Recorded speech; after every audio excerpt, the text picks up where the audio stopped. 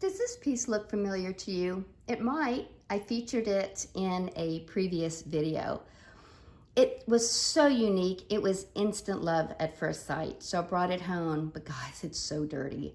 And those inside panels were warped and needed to be replaced. But when we laid eyes on it, my husband saw that back panel and said, Amy, this reminds me of a changing table, which I thought was such an amazing idea. So I set out to clean it, but ran into a problem. The evidence of woodworm. Either active or inactive, I needed to treat it. So I went onto Amazon and found this product. It's a borate powder. You mix it with water, and then you can either brush it on or spray it. So I put it in an old spray bottle and completely doused the piece. I even turned the furniture upside down. I got every single surface, and then I let it soak in and dry for 2 days. If you want to see the unique way we turn this into something special, then sit back and enjoy.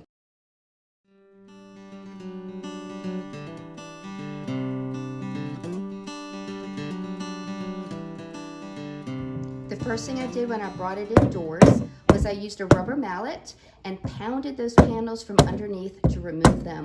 But look guys, you can see the woodworm holes in that piece too. They were everywhere. Once those 2 panels were removed, I used wood filler to fill in all those holes because this piece was going to be painted inside and out, and those holes, if they weren't filled, would show up through the paint. Y'all, look at that. I mean, this thing was chewed up. Once that wood filler dried, I sanded it smooth and then tried to figure out how to make this thing look clean. I cleaned it twice. It still looked filthy. So I took 180 grit and sanded the interior of the piece. I sanded for a very long time. I then started scuff sanding the piece in order to prepare it for primer and paint. I then took the 2 panels that I had removed and used them as templates to create new panels with a very thin plywood. I put tape on both sides of the plywood to prevent it from splintering, and then because the tape was there, I had to retrace the templates, so that's what I'm doing here.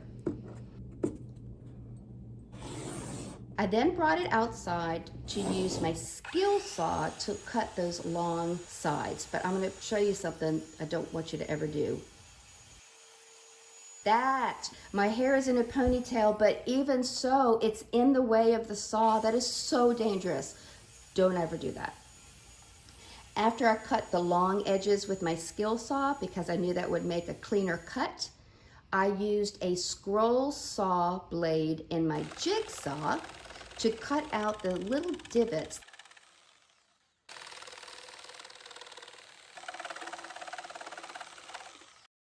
I brought it indoors to see if it would fit, but it wasn't quite right.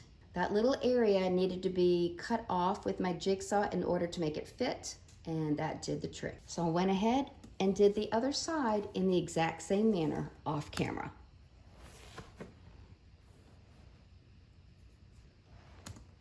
It's paint day, and you know I get very excited on paint day. I want to tell you a little bit about the color. Landed on a very, very, very light blue. I don't want to make it gender specific, and I used 1 part interesting aqua, 2 parts ivory dust. Let's go ahead and get this filtered, thinned, and then outside to spray.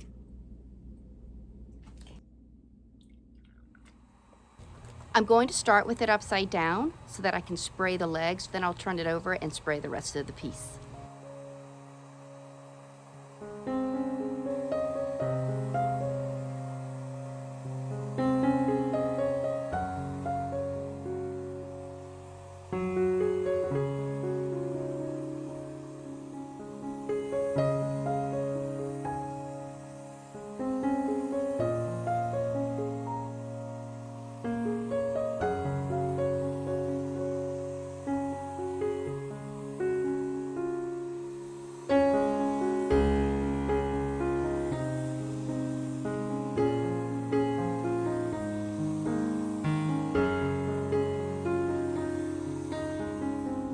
Looks great. It is a little bit more blue than I had intended, but I still think it's very pretty and I'm gonna go with it. So I'm going to go and put, let's see, it's 6:25. I'm gonna put the first coat of poly on it this evening so that in the morning I can do another one and then be done with it. I picked up the hardware today and I have some liner that I like with that color that I'll be putting into, and then I'll be done. So let me go ahead, stir this poly up really well to matte finish. I'm going to filter it into my sprayer and then head out to spray that first coat. I don't find the need to thin the poly because it's already such a thin product to begin with.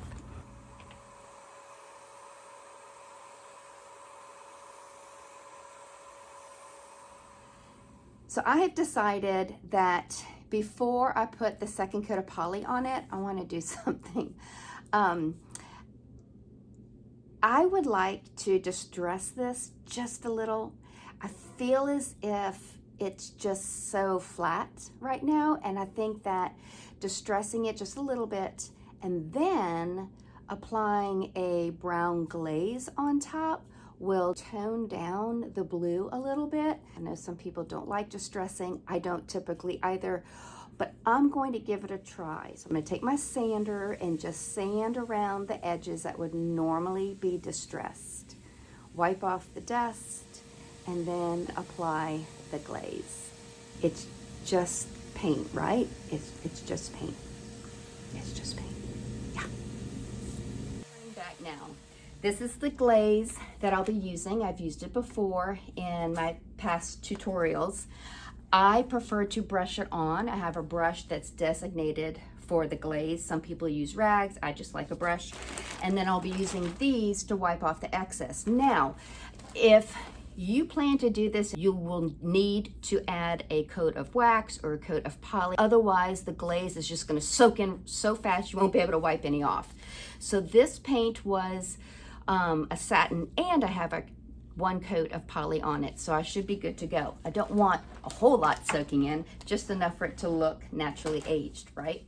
All right, so let's lightly dampen.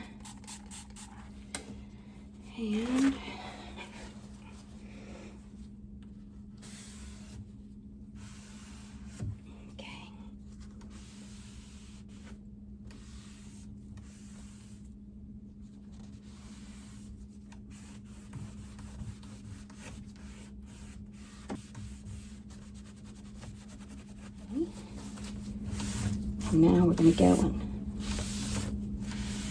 one direction. Now, I'm not a fan of what's happening here. So what I'll do is take a little bit of mineral spirits. See, and that lightens it up a bit. So if you have a spot you don't like, you can lighten it up with a little mineral spirits. Blend that back in. Yeah. Now it's all blended. All right, I'm gonna go ahead and do the rest off camera. It's the following morning. I'm going to put the last coat of poly on it, and then other than liner and hardware, it's done.